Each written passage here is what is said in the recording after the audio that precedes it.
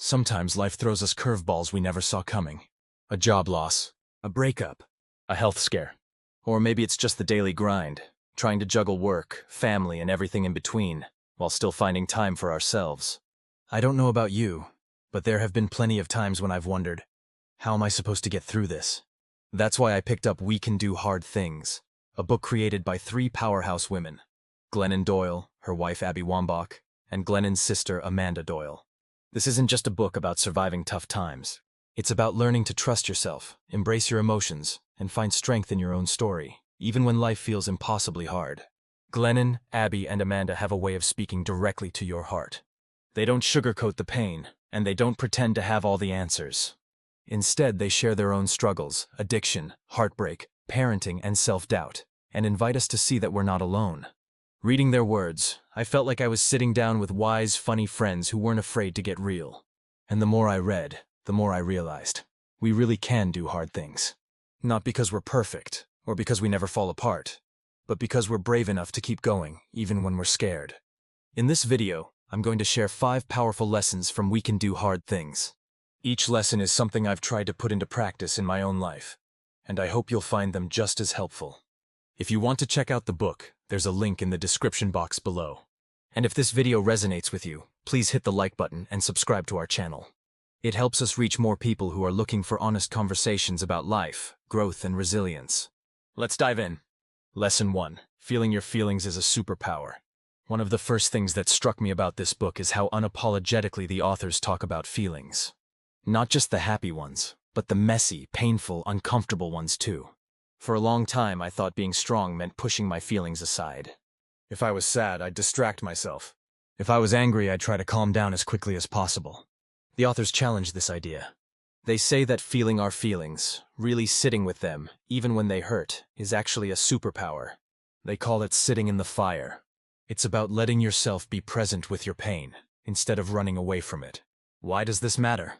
Because when we numb our pain, we also numb our joy. When we avoid our feelings, we lose touch with what's really going on inside us. And eventually, all that bottled up emotion comes out in ways we don't expect.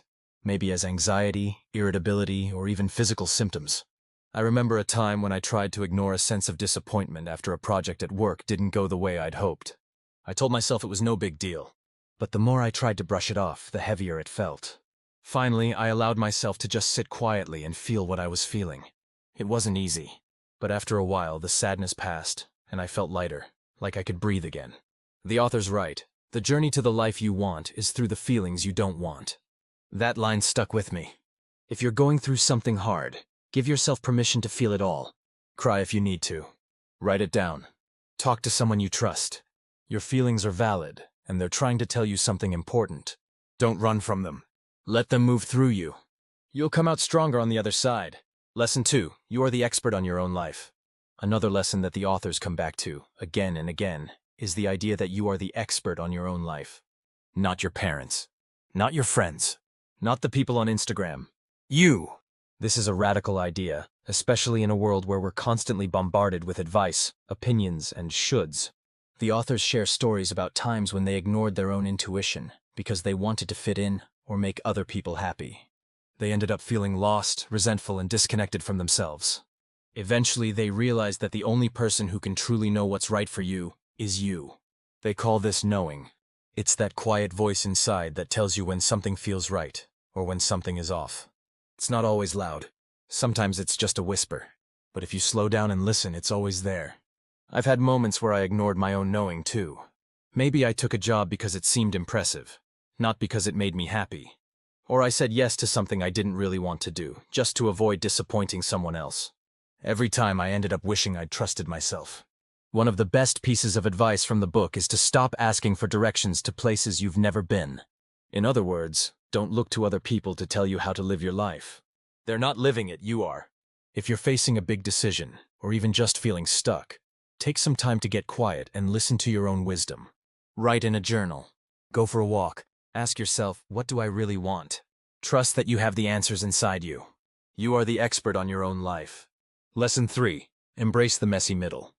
If you've ever tried to make a big change in your life, ending a relationship, starting a new career, or breaking an old habit, you know that the middle part is the hardest. The beginning is full of hope and excitement. The end is where you finally see the results. But the middle? That's where things get messy. The authors call this the brutal part of life, brutal and beautiful at the same time. It's the part where you feel lost, uncertain, and maybe even a little bit scared. You question your choices. You wonder if you should just go back to the way things were. But Glennon, Abby, and Amanda remind us that the messy middle is where the magic happens. It's where we grow, learn, and become the people we're meant to be. They write, "We can do hard things, but we can't do easy things beautifully." That line really hit me. It's a reminder that growth is supposed to be uncomfortable. If you're in the middle of something hard right now, don't beat yourself up for not having it all figured out. It's normal to feel confused or overwhelmed. That's part of the process. I remember when I decided to make a major change in my career. At first, I was excited, but soon I started doubting myself. There were days when I wanted to quit and go back to what was familiar. But I kept reminding myself, this is the messy middle. It's supposed to feel hard. If you're in the thick of it, keep going. Give yourself credit for showing up, even when it's tough. The messy middle is not a sign that you're failing. It's a sign that you're growing. Lesson 4. Community and vulnerability make us stronger. One of the most beautiful themes in We Can Do Hard Things is the power of community. The authors are honest about the fact that we can't do everything alone. Even the strongest, bravest people need support. They talk about the importance of finding your people, the ones who will sit with you in your pain, encourage you, and remind you that you're not alone. But here's the catch. To build real community, you have to be willing to be vulnerable. You have to let people see the real you, not just the polished, Instagram-ready version. For a long time, I thought I had to keep my struggles to myself. I didn't want to burden anyone or seem weak. But over time, I realized that sharing my struggles actually brought me closer to others. When I opened up about what I was going through, I found that other people were struggling too. We were able to support each other, and it made all the difference. The authors write, "People who need help sometimes look a lot like people who don't need help." That line reminds me to check in on my friends, even the ones who seem to have it all together. And it reminds me that it's okay to ask for help too. If you're going through something hard, don't be afraid to reach out. Send a text. Make a call. Let someone know you need a listening ear. You might be surprised by how willing people are to show up for you. And when you're in a good place, pay it forward. Support someone else who's struggling. We're all in this together. Community and vulnerability make us stronger. Lesson 5. Courage isn't the absence of fear, it's acting anyway. The final lesson from We Can Do Hard Things is all about courage. The authors make it clear that courage isn't about being fearless. It's about feeling the fear and taking action anyway. They share stories of moments when they were terrified, of telling the truth, of making big changes, of showing up as their real selves. But they did it anyway. And every time they found that their fear didn't last as long as they thought it would. They write, "Fear is just a feeling. It can't hold you back unless you let it." That's a lesson I've tried to carry with me. There have been times when I wanted to try something new, start a project, have a difficult conversation, or put myself out there in a new way. Every time fear showed up. What if I fail? What if people judge me? What if it doesn't work out? But when I took a deep breath and acted anyway, I always learned something valuable. Sometimes things went well. Sometimes they didn't. But I never regretted being brave. If you're facing something scary right now, remember, you don't have to wait for the fear to go away. You just have to decide that your dreams are bigger than your doubts. Take the first step. You might be surprised by how strong you really are. How to put these lessons into practice. Before we wrap up, I want to share a few practical ways to use these lessons in your own life. First, make space for your feelings. Set aside a few minutes each day to check in with yourself. Ask, what am I feeling right now? Write it down or talk it out with someone you trust. Second, practice listening to your own inner wisdom. When you have a decision to make, take a moment to get quiet and ask yourself what you really want. Trust that you know what's best for you. Third, give yourself permission to be in the messy middle.